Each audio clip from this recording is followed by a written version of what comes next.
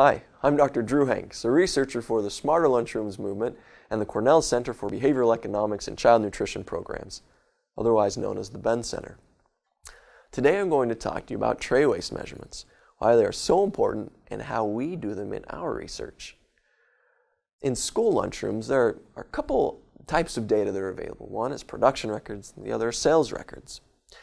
These records are great in understanding what students are taking. Unfortunately, they do not tell us how much of these foods students are actually eating. And that's where tray waste records come in.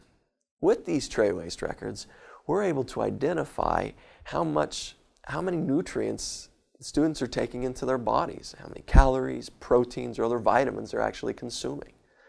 Tray waste measurements also help us identify consumption patterns among the students. For example, what are students eating when pizza is available? Or when there's fresh fruit on the trays, what other entrees are students taking as well? Tray waste measures help us identify these patterns. Let me give you a few examples from our research. In one cafeteria, we conducted a study where we placed a convenience line that had the relatively healthier items in the cafeteria. On the other lunch line, we had all the items, relatively healthier items and the relatively less healthy items. We found that by introducing this convenience line, students consume fewer calories during lunch. We would not have been able to identify this drop in calorie consumption if it had not been for tray waste measures. In another study, we did what we call a total lunchroom makeover. We did a whole bunch of changes in the lunchroom. And then we collected tray waste measures and found that the available side items had a very big impact on what students were not only taking, but also on what they were eating. Once again, tray waste measures helped us to identify this pattern in consumption. So you ask, well, what methods are out there for tray waste measurements? Let me explain a few, and then I'll tell you about what we do in our research. There's one method you can use, which is actually weighing each food left on a student's tray. This is very time-intensive and labor-intensive. There are also methods where you can photograph each tray, and then in an off-site location, researchers will estimate how much food is wasted. And then there are also phone applications that can be used for collecting tray waste measurements. The method that we use is paper-based, and we send researchers actually into cafeterias to estimate how much is wasted on each tray. Our method, through some studies we have done, is very precise. It does not require much labor at all, and is very simple to conduct and implement. Now let me explain our method to you now. First of all, we collect menu information on the day we expect to go and do tray waste measurements in a cafeteria. Then we enter that menu information, what items are going to be available, on our tray waste measurement sheet. We print out several copies of those and then send our researchers to the lunchroom. We have them arrive about 30 minutes to an hour before the lunch period begins so that each researcher can see a serving of each food that will be available that day.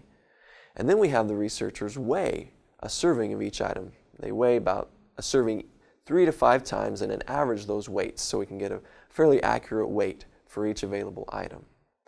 And then if space is available, we have the students set up some tables where we have the researchers set up tables where students can leave their trays. And after they leave the trays, the researchers will estimate how much is left on each tray. Now the estimation we use is this. We estimate whether none, quarter, half, 3/4, or all of an item is wasted on the tray. And the researchers on their sheets will enter a 1 if a quarter is wasted, a 2 if half is wasted, a 3 if 3/4 are wasted, and a 4 if all is wasted, and a 0 if none is wasted. And then, after they do these measurements, the researchers will dispose of the waste and return the trays to be washed by the cafeteria staff. Now, if the cafeteria is small enough, it is very possible to measure waste on every single tray in the cafeteria. If the cafeteria is too large and space constrained, you're not able to set up tables where students can leave their trays. So we have the researchers stand next to a garbage can and watch what the students are throwing into the garbage can. This takes about 3 to 5 seconds. Once you get used to it, you can go pretty quickly. And Also, in large cafeterias, since there are so many students that go through, we tell the researchers to collect 150 to 200 observations for the whole lunch period. So, if there are 3 shifts during that period, then we suggest that they collect 50 to 75 observations during the for each shift. So that way they have 150 plus observations for the whole lunch period. Now, sometimes we have students come up to us and ask, well, what are you doing? Why are you here in my cafeteria? When they ask that, some of our common responses are, first of all, we're interested in what you like. We want to know what food you like. We also will say, we want to know how we can improve service in the cafeteria. Now, even though our method is wonderful and we use it in everything we do, there are a few limitations, and I will explain those.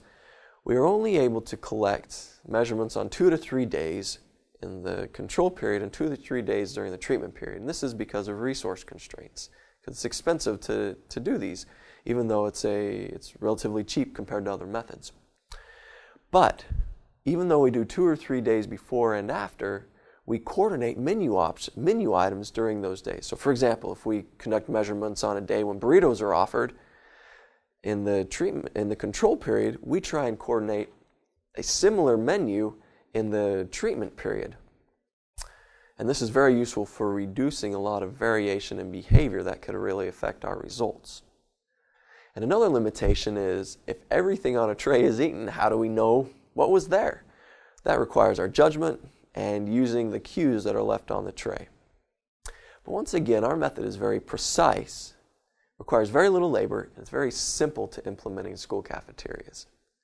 So in summary, tray waste measures are very important for identifying what students are eating, what they are taking into their bodies. Remember, it's not nutrition until it's eaten.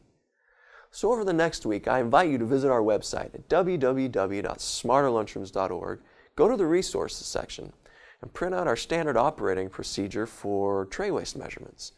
Then print out a tray waste measurement sheet where you can enter in all the available menu items for a day when you're going to go into a cafeteria and measure waste. Then go into that cafeteria and measure waste for about 10 to 12 students. As you do this more and more, you'll become better and better at it so that you can be very, very fast and efficient at measuring tray waste. Once again, visit www.smarterlunchrooms.org for a lot of materials that will support you in your research in school lunchrooms. And remember, it's not nutrition until it's eaten.